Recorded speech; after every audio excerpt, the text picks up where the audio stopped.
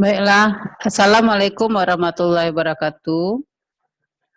Baiklah, Ananda semuanya, pada kali ini kita bertemu kembali dalam materi selang kecekungan fungsi trigonometri.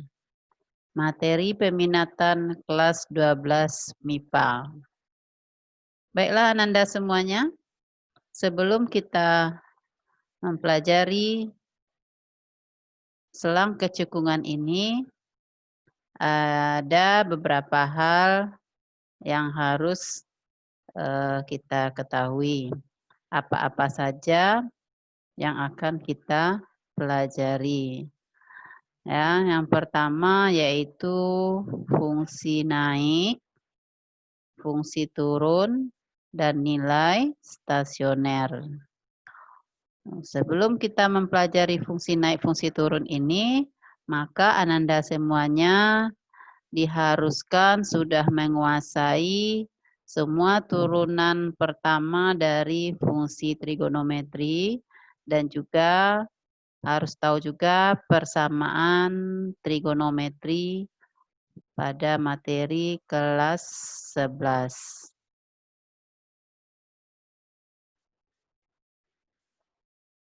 Ya. Untuk mempelajari fungsi naik, fungsi turun ini ada beberapa syarat yang harus kita ketahui. Yang pertama, fungsi naik syaratnya f aksen x besar dari 0. Syarat fungsi turun, f aksen x-nya kecil dari 0. Dan nilai stasionernya f aksen x sama dengan 0. Intinya adalah f aksen x sama dengan 0. Baiklah Ananda semuanya, ini ada gambaran dari beberapa fungsi, yaitu ada fungsi naik, ada fungsi turun, dan ada juga namanya titik belok. Baiklah, supaya lebih paham, kita lihat satu-satu mana yang fungsi naik. Oke, fungsi naik itu seperti ini. Ada dari bawah ke atas dia naik, kemudian dia berbelok. Ya, berbelok, ini ada titiknya, titik belok. Namanya titik ya.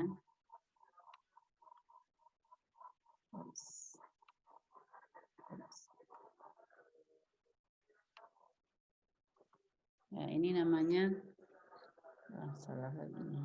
Ini ada, ini garisnya dari bawah. Nah, dari bawah ke atas dia naik, ini juga dia naik. Kemudian ini ada titiknya. Ini namakan titik belok. Dia naik, kemudian naik, makanya dia mempunyai titik belok. Sedangkan ini dia turun. Kemudian dia berbelok, kemudian turun lagi. Nah, ini namanya fungsi turun. Tidak ada maksimum, tidak ada minimum, maka dia merupakan titik belok. Nah, coba lagi perhatikan gambar ini. Kalau ini, dia fungsinya, dia turun, kemudian sampai di puncak, dia naik lagi. Nah, kalau seperti ini berarti dia cekung ke bawah. Cekung ke bawah berarti dia mempunyai puncaknya minimum. Jadi fungsi turun dan naik. Kemudian kalau seperti ini fungsinya naik sampai di puncak, dia turun.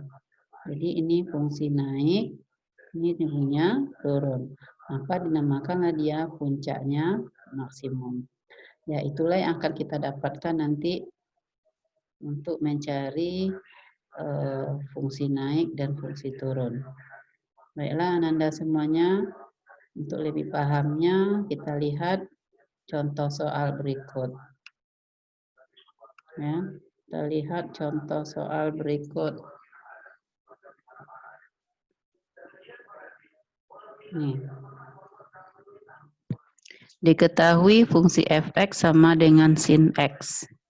Batasnya diberikan dalam interval 0 derajat kecil sama x kecil 360 derajat. Tentukanlah titik-titik stasioner dan jenisnya.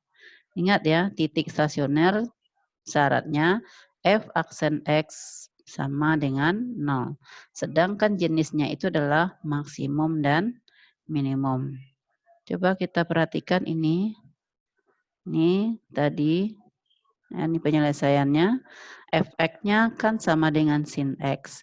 Maka F aksennya adalah cos X. Karena F aksen X itu sama dengan 0, maka cos X-nya sama dengan 0. Ini kita ingat lagi persamaan trigonometri di kelas 11. X berapa X-nya? Supaya harga cos-nya 0. Jadi harga X-nya kita dapatkan adalah 90 derajat. Karena cos 90 itu kan 0. Cos 270 juga 0. Kemudian gambar ini harga X 90 dengan 270 itu kita pindahkan ke garis bilangan. Kita buat 90 dengan 270. Nah, untuk mencari daerah positif negatif ini, kita juga sudah belajar di kelas 11 atau juga ada yang belajar kelas 10 dengan sistem pertidaksamaan kuadrat. Itu mengujinya. Tapi sekarang Ibu tidak menguji lagi, sudah kita dapatkan aja, sudah kita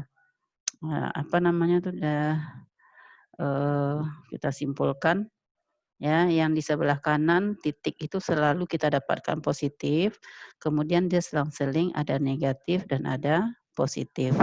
Tapi ingat karena intervalnya dari 0 sampai 360 maka dibatasi dari 0 sampai 360. Jadi dari daerah ini daerah positif itu adalah fungsi naik. Dari 270 sampai 360 fungsi itu naik. Dari 0 sampai 90 juga dia naik.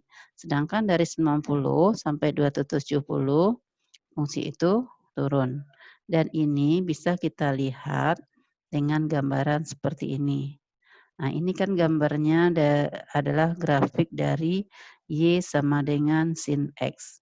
Seperti kita lihat di atas tadi, dari 0 sampai 90 dia naik, dari 90 sampai 270 dia turun, dan dari 270 sampai 360 dia naik.